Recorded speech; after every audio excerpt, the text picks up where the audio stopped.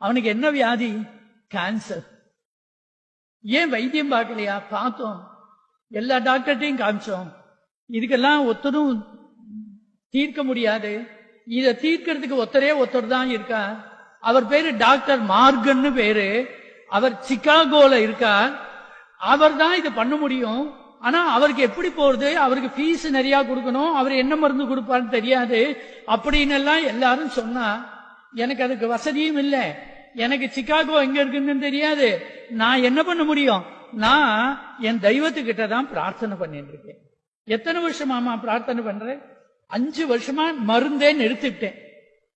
என் பையனை காப்பாத்தணும், உங்ககிட்ட ஒப்படைச்சாச்சு. உன் பொறுப்பு ஜீசஸ் கிட்ட ஒப்படைச்சிட்டேன். என் சுமையெல்லாம் உங்ககிட்ட இறக்கிட்டேன், நீ காப்பாற்றணும் அப்படின்னு பிரார்த்தனை பண்ணிட்டு இருக்கேன்னா அழுதுட்டார் இவர்.